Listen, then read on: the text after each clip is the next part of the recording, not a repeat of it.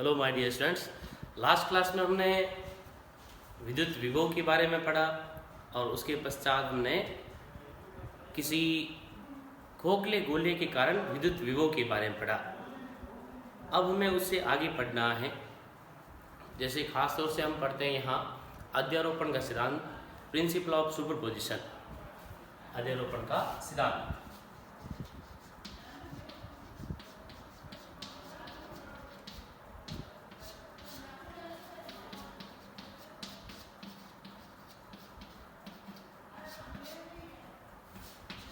Principle of superposition.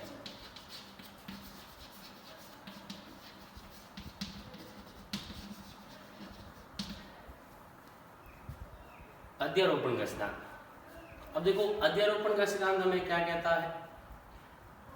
जैसे हमने विद्युत बल के बारे में पढ़ा, हमने विद्युत क्षेत्र तीव्रता के बारे में पढ़ा, तो उन सभी के लिए अध्यारोपण का सिद्धांत लागू होता है।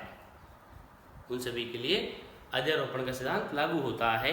वही हम विद्युत विभव के लिए भी कह रहे हैं कि अगर हमारे पास एक बिंदु के आसपास अलग अलग आवेश रखे हों, ठीक है, इस तरह से अलग अलग आवेश रखे हों। जैसे हम कहते हैं कि ये अपने पास एक बिंदु है, यहाँ अलग अलग आवेश हैं, इलेक्ट्रिकल चार्जेस हैं, इनकी अलग अलग दूरियां हैं, यानी कि स्थिति सदिश है अपने पास। ये R1, R2, R3, R4, R5, R6, R7, Rn तक है, जैसे n नंबर तक है। और जो आवेश है वो हम कहते हैं कि Q1, Q2, Q3, Q4, Q5, Q6, वो n नंबर तक आवेश रखे हुए हैं। ओके, इस तरह से अपने पास एक स्थिति है, इस तरह से अपने पास व्यवस्था है। जैसे हमने कहा बहुत सारे अलग अलग आवेश है, बिंदु आवेश है, अलग अलग दूरियों पर रखे हुए हैं, अलग अलग दूरियों पर रखे हुए हैं, तो ये अपने पास आवेशों की व्यवस्था है। अब कुल विभव अगर हमें ज्ञात करना हो, इस बिंदु पर V ज्ञात करना हो, तो देखो इसके कारण Q1 के कारण एक विभव होगा V1, Q2 के कारण होगा Q3, Q4, Q5, सबके कारण एक विभव के अपने पास मान आएंगे। तो उन सभी के कारण जो विभव के मान आएंगे, उन सभी का हमें योग करना है कि V1 plus V2 plus V3 plus V4, जैसे अपने पास n नंबर तक चलते रहेंगे तो Vn तक हम योग कर देते हैं। सभी बिंदु आवेशों का जो विद्युत विभव आता है, उन सभी का हमें योग करना है कुल विभव ज्ञात करने के लिए, कुल विद्युत विभव ज्ञात करने के लिए, यानी कि V का मान ज्ञात करने के लिए उन सभी का योग करते हैं। ओके, ये चीज़ हमें आगे फिर काम में लेनी है विद्युत द्विध्रुव के लिए। जब हम विद्युत द्विध्रुव के कारण विद्युत विभव ज्ञात करते हैं तो उसमें भी हमें यूज करना है। आगे सॉल्व करें फिर।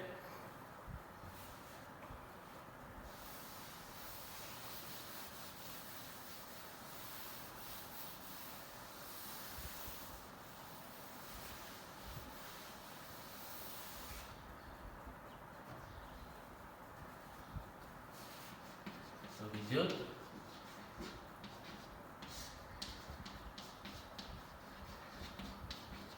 विभव के कारण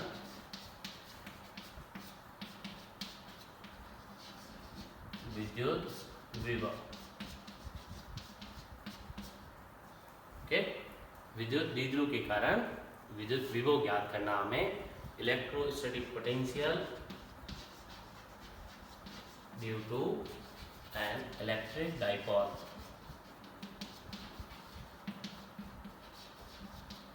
विद्युत द्विध्रुव है, इलेक्ट्रिक डाइपोल है, उसकी वजह से हमें विद्युत द्विध्रुव के कारण विद्युत विभव ज्ञात करना है, विद्युत विभव का मान ज्ञात करना है। तो विभव का मान ज्ञात करने के लिए अपने पास व्यवस्था बनाए, डायग्राम बनाए। सबसे पहले हम कहें यह एक कोई विद्युत द्विध्रुव रखा हुआ है, जैसे ये मैं मान लेता हूँ बिंदु A, ये हमने मान लिया बिंदु B।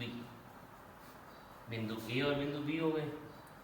बिंदु A पर हम कहते हैं -Q आवेश रखा हुआ है, और बिंदु B पर हम कहते हैं कि +Q आवेश रखा हुआ है। यहाँ तो -Q और यहाँ पर +Q, ये दोनों आवेश रखे हुए हैं। ये इनकी अक्ष हो गई, ये इनका केंद्र हो गया। ये दूरियां हमें पता है, यहाँ से यहाँ तक ए स्मॉल ए लेते हैं, यहाँ से यहाँ तक फिर हम स्मॉल ए लेते हैं। ये दूरियां हमने ऑलरेडी पढ़ रखी है, पहले हमने जब विद्युत द्विध्रुव के बारे में पढ़ा तब भी हमने ये डिस्कस कर रखा है इस विद्युत द्विध्रुव ए बी के लिए। अब इसके कारण किसी बिंदु पर विभव ज्ञात करना है, तो बिंदु हम कोई मान लेते हैं कि इस O से r, थीटा पर है। कहाँ है? r, थीटा, मतलब कि ये बिंदु P इस O से r दूरी पर है और जो इसकी अक्ष के साथ कोण बना रहा है वो थीटा कोण बना रहा है। r दूरी है और थीटा कोण है, ठीक है। ये भी अपने पास विद्युत द्विध्रुव हमने कहा दोनों आवेश रखे हुए, एक माइनस क्यू रखा हुआ है, एक प्लस क्यू आवेश रखा हुआ है। केंद्र से, द्विध्रुव के केंद्र से r दूरी पर बिंदु P स्थित है जहां हमें विद्युत विभव का परिकलन करना है, मान ज्ञात करना है। तो अब देखो फॉर्मूला जो अपने पास V के लिए है, विभव के लिए, वो होता है KQ/R। V equal to KQ/R होता है। तो इसमें फिर KQ/R वाला फॉर्मूला हम कैसे यूज करें? यहाँ तो अपने पास दो आवेश है, तो दोनों के कारण अलग अलग विभव के मान आएंगे। एक के कारण V1 आएगा, दूसरे कारण V2 आएगा। और फिर हमने जो अध्यारोपण का सिद्धांत पढ़ा उसमें हमने कहा V का मान ज्ञात करने के लिए दोनों को जोड़ देंगे, यानी कि V1 प्लस V2 कर देंगे, V1 प्लस V2 कर देंगे, उन दोनों का योग कर देंगे, ठीक है। अब V1 V2 ज्ञात करने के लिए उस बिंदु की दोनों आवेशों से अलग अलग दूरियां अपने पास नहीं है। अगर हम देखो चित्र में देखें, डायग्राम में देखो ध्यान से, डायग्राम में अगर देखोगे तो क्या बिंदु A और बिंदु B से P तक की सीधी दूरी है अपने पास? नहीं है। तो हम एज्यूम करते हैं, हम मान लेते हैं कि ये जो दूरी है अपने पास A से P तक की वो है R1 और जो P से B तक की दूरी है वो हम मान लेते हैं R2। ये हमने एज्यूम की है, जो R1 R2 है वो अपने पास वास्तविक मान नहीं है, हमने माने हैं। अपनी कैलकुलेशन के लिए हमने एज्यूम किए हैं कि R1 R2 दूरियां हैं अपने पास, ठीक है। बिंदु A से P तक और B से P तक की दूरियां हमने एज्यूम कर ली, R1 R2 एज्यूम कर लिए। अब कर सकते हैं, अब हमें पता है कि माइनस क्यू आवेश के कारण जो विभव आएगा, माइनस क्यू आवेश के कारण बिंदु P पर विद्युत विभव, ओके। तो बिंदु P पर याद करोगे तो V1 होगा। तो V1 देखो यहाँ पे अपने पास नेगेटिव चार्ज है, तो माइनस KQ, डिस्टेंस अपने पास कितनी है? R1 है। तो ये हो गया V1 का मान अपने पास, V1 बराबर माइनस KQ/R1 हो गया। फिर देखो ऐसे ही प्लस Q आवेश के कारण याद करना है, तो प्लस Q आवेश के कारण बिंदु P पर विद्युत विभव, तो वो हो गया अपने पास V2। तो V2 हो जाएगा प्लस KQ/R2। ये समीकरण 1, ये समीकरण 2। समीकरण 1 और समीकरण 2 जो है वो V1 और V2 के मान बता रहे हैं, यानी कि अपने पास दोनों अलग अलग आवेशों के कारण विद्युत विभव के मान बता रहे हैं कि V1 कितना है माइनस KQ/R2, V2 कितना है प्लस KQ/R2। अब कुल मान ज्ञात करना है, परिणामी विभव ज्ञात करना है। तो परिणामी विभव के लिए अपने पास परिणामी विभव V बराबर लिखेंगे V1 plus V2, V1 plus V2। तो V1 V2 के मान रख दो। देखो तो V1 तो है माइनस KQ/R1, V2 है KQ/R2। KQ कॉमन लिया जा सकता है तो बच जाएगा -1/R1 प्लस 1/R2। कैलकुलेशन के लिए हम KQ कॉमन ले रहे हैं यहाँ, तो V equal to KQ in bracket 1/R2 minus 1/R1।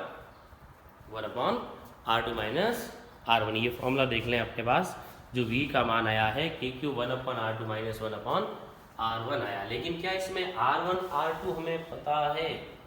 तो उनके मान अभी तो अपने पास नहीं है। r1 r2 तो अपने लिए अननोन है एक तरीके से, तो मैं इसको बोल देता हूँ समीकरण नंबर 3। मान लें इसको समीकरण नंबर 3 मान लें, ठीक है। तो अब हमें r1 r2 के मान ज्ञात करने के, r1 r2 के मान कैसे आएंगे? तो r1 r2 के मान ज्ञात करने के लिए हम यहाँ कुछ कंस्ट्रक्शन करते हैं, डायग्राम में कुछ चेंजेस करते हैं। डायग्राम में कंस्ट्रक्शन के लिए क्या करना है, संरचना के लिए इसकी रचना करना है कि P से जो लाइन आ रही है उसको एक्सटेंड करते हैं बैक साइड में, पीछे की तरफ बढ़ा देते हैं। फिर बिंदु A से इस पे एक लंब खींचते हैं, परपेंडिकुलर डालते हैं। ओके, ये बिंदु हम मान लेते हैं C। ये लंब डाला, देखो ये ध्यान रखना 90 डिग्री है यहाँ, ये बिंदु C। अब ये एंगल थीटा, तो ये इसका क्रॉस एंगल, ये भी क्या हुआ? थीटा। थीटा भी, ये भी थीटा हुआ। ये वाली दूरी हमें पता है, देखो AO हमने पहले से ही कह रखा है कि AO का मान कितना है? Small a। इसके बराबर अपने पास OB है, वो भी कितनी है? स्मॉल a है। ये तो हमें विद्युत द्विध्रुव से ही पता है। ये वाली दूरी भी a है और ये वाली भी a है। अब ऐसे ही R2 ज्ञात करने के लिए हम यहाँ बिंदु B से भी एक लंब खींचते हैं। यहाँ एक लंब खींचा यहाँ, तो ये एंगल अपने पास कितना हुआ? 90 डिग्री। ये बिंदु मान लेते हैं B। ऐसा करने से क्या हुआ? डायग्राम देखो ध्यान से, डायग्राम में कंस्ट्रक्शन जो हमने किया है वो याद रहना चाहिए, हमें समझ में आना चाहिए कि ऐसा क्यों हो रहा है, कि हमने इसको पीछे की तरफ क्यों बढ़ाया है, बिंदु B से लंब क्यों खींचा है, बिंदु A से हमने लंब क्यों खींचा है, तो ये हमें पता होना चाहिए, ठीक है। ऐसा करने से क्या हुआ, ये जो AP है वो हम कह रहे हैं R1, वो AP अप्रॉक्स टू इक्वल किसके हो गई? CP के। AP किसके बराबर हुई? CP के। मतलब ये R1 का जो मान है वो CP के बराबर हुआ। R1 का मान CP के बराबर हुआ, और CP को हम क्या लिख सकते हैं? CO plus OP। OP तो हमें पता है ऑलरेडी, R है। इसका मतलब हमें CO या OC जो हम कहें, ये हमें अगर पता हो तो अपने पास R1 की वैल्यू आ जाएगी। तो अपना R1 का मान ज्ञात करने के लिए पहला टारगेट OC कैसे ज्ञात किया जाए। ये जो OC है वो हम कैसे ज्ञात करें, इसका मान कैसे निकालें। तो उसका मान निकालने के लिए यहाँ हम त्रिकोणमितीय फलन काम में ले सकते हैं, अनुपात काम में ले सकते हैं। है क्या लेंगे आप देखो इसमें, ये अपने पास 90 डिग्री, ये थीटा की ऑपोजिट साइड होगी, मतलब परपेंडिकुलर लंब हो गया, ये 90 का ऑपोजिट साइड कर्ण हो गया, हाइपोटेन्यूज हो गया। हमें रिक्वायरमेंट किसकी है? OC की, जो कि इस त्रिभुज के लिए आधार है। आधार किस में आता है? साइन में या कॉस में? कॉस में। तो इसका मतलब यहाँ से इस त्रिभुज से अगर हम कॉस थीटा का मान ज्ञात करें तो कॉस थीटा की सहायता से OC आ जाएगा। OC हम ज्ञात कर लेंगे और वही वैल्यू हम इसे पुट कर देंगे। तो ये समीकरण 3 जो हमने लिखी, V बराबर KQ 1/R2 माइनस 1/R1, ये हमें बाद में वापस काम में लेनी है जब R1 R2 के मान आ जाएंगे, ठीक है। 1/R2 माइनस 1/R1 है, ध्यान रखें। डायग्राम को रहने देते हैं।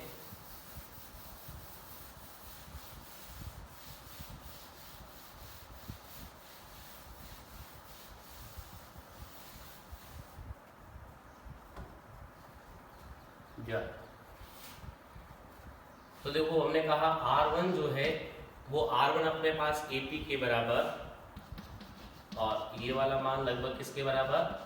CP के बराबर, या PC जो भी हम लिखें, और उसी को हम लिख सकते हैं OP plus OC, OP plus OC, ठीक है।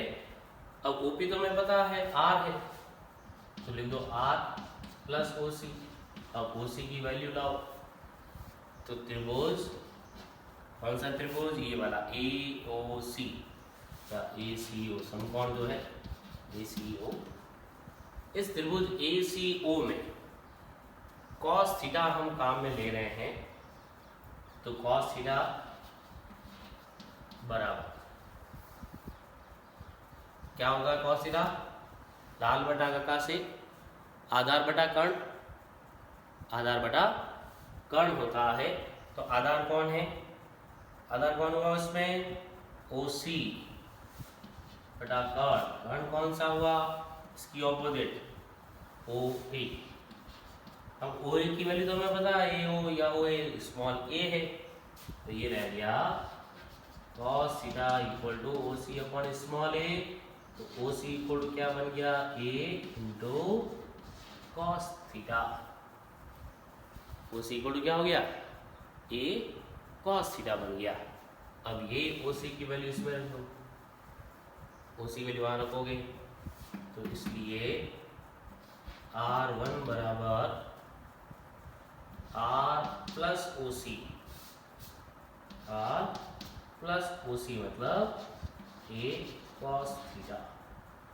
ये हो गई समीकरण नंबर 4। सुनाइए, ये हमने R1 का मान ज्ञात कर लिया। देखो R1 अपने पास आ गया है R plus A cos theta. अब ऐसे ही R2 हम ज्ञात कर सकते हैं। R2 कैसे ज्ञात करेंगे? तो वही त्रिभुज अपने पास, जैसे OBD या ODB, ये जो त्रिभुज है समकोण त्रिभुज, इस त्रिभुज में जो OD भुजा है, क्या हमें उसकी जरूरत है? नहीं। तो इसी प्रकार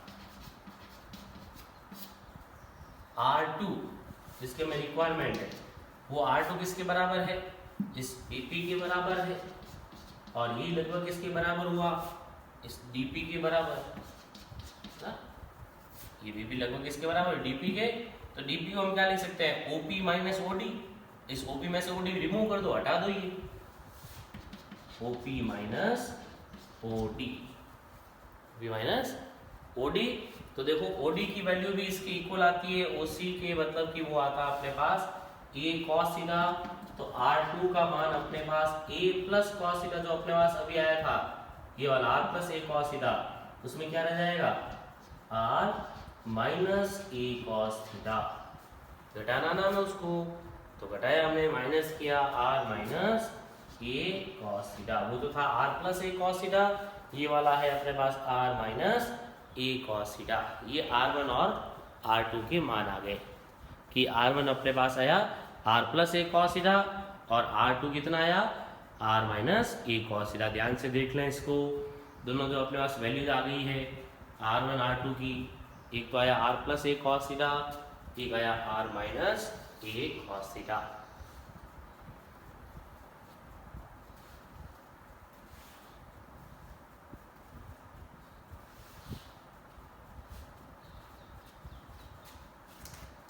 देख लें अच्छे से।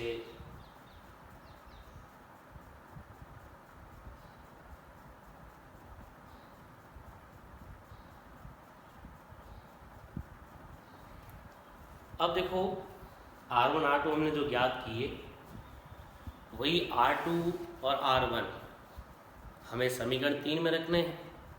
जो हमने पहले ही कहा था कि V ज्ञात करने के लिए क्या आया था formula? V equal to KQ 1/R2 minus 1/R1, ये रिलेशन था। तो उसमें R1 R2 की वैल्यू पुट कर दें। जो R1 R2 हमने ज्ञात किए, ये R1 और ये R2, यही दोनों वैल्यूज अब हम वहाँ पुट कर देंगे, उस संबंध में रख देंगे। तो उसके लिए आगे हल करते हैं। हटा दें डायग्राम को।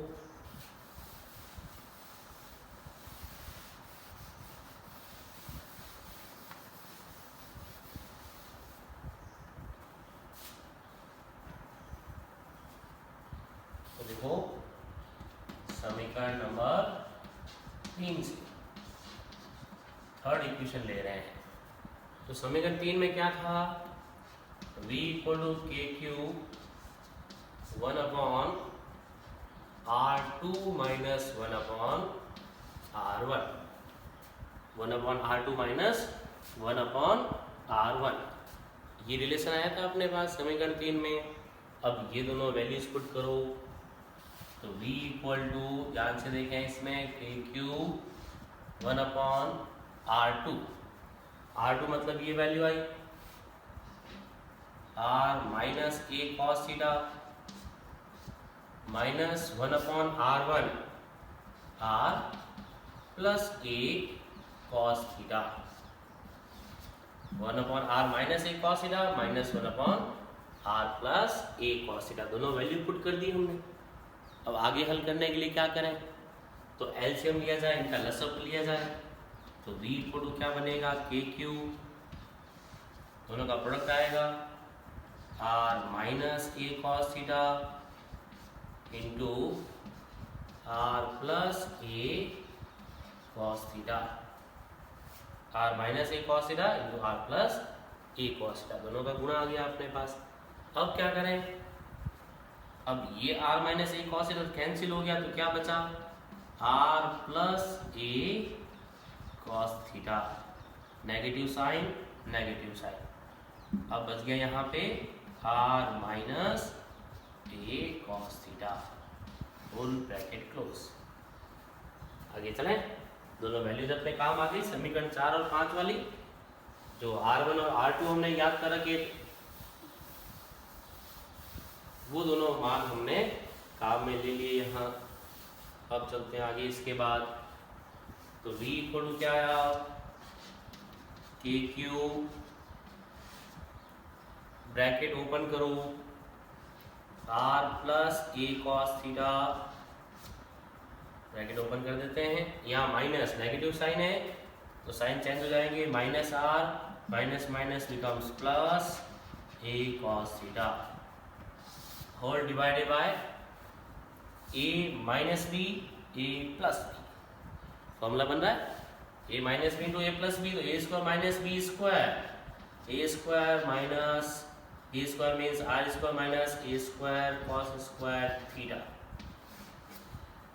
फॉर्मूला कहाँ में लिया, देखो हमने a plus B into A minus B वाला, वो फॉर्मूला होता है a square minus B square, वही हमने यूज किया है, आर स्क्वायर माइनस ए स्क्वायर कॉस स्क्वायर थीटा लिखा उसको। अब आगे सॉल्व करने के पहले देखो, ये r तो कैंसिल हो गया, ये a cos थीटा, ये भी प्लस का a cos थीटा, दोनों जुड़ जाएंगे, ऐड हो जाएंगे, तो v इक्वल टू क्या बनेगा, v इक्वल टू के Q in bracket 2a cos theta divided by r square minus a square cos square theta, r square minus a square cos square theta. Okay, अब फिर से देखो एक formula काम आ रहा है, ये जो q इंटू 2a है, ये क्या समानता, तो ये हमें पता है कि यहाँ q इंटू 2a क्या होता है, p, जिसको हमने क्या लिखा था, विद्युत द्विध्रुव आघूर्ण, विद्युत द्विध्रुव आघूर्ण लिखा था, तो ये p से रिप्लेस कर सकते हो, तो v इक्वल टू बन गया k as it is k p cos theta upon r square minus a square cos square theta, ये फॉर्मूला बना रहे हैं देखो, k p cos theta upon r square minus a square cos square theta. लेकिन फॉर्मूले में जो a square आ रहा है, ये जो a, तो a दूरी यानी कि विद्युत द्विध्रुव में किसी एक आवेश से केंद्र के मध्य की दूरी है, a का मान वही होता है अपने पास, और वो तो हम कहते हैं कि ये अति अल्प मान है, बहुत ही छोटा मान है, तो a स्क्वायर को हम नगण्य मान सकते हैं। यदि a स्क्वायर नगण्य है यानी कि इसका जो गुणनफल होगा वो तो पूरा नेगलेक्ट हो गया, नगण्य हो गया, तो v बराबर क्या रह गया, के पी कॉस थीटा बटा में आ गया r स्क्वायर, ये v का मान आ गया, v इक्वल टू के P cos theta upon r square. ये अपने पास देखो फाइनल फॉर्मूला आया, v इक्वल टू के P cos theta upon r square, सूत्र बन गया ये अपने पास विद्युत विभव के लिए, और वो भी विद्युत विभव किसके कारण है, विद्युत द्विध्रुव के कारण विद्युत विभव है, कि v इक्वल टू आता है के P cos theta upon r square आता है, ठीक है, ये फॉर्मूला बन जाता है, ये ध्यान रखना है। अब देखो इसी फॉर्मूले को हम अलग अलग कैसे काम में लें। हमें अगर विद्युत द्विध्रुव की अक्ष पर पूछा जाए या उसकी निरक्ष पर पूछा जाए तब मान कैसे ज्ञात करेंगे कि विद्युत द्विध्रुव की अक्ष पर भी विभव ज्ञात करो या उसकी निरक्ष पर भी विभव ज्ञात करो, तो कैसे करेंगे, अक्ष और निरक्ष पर कैसे ज्ञात करेंगे वो हमें हल करना है।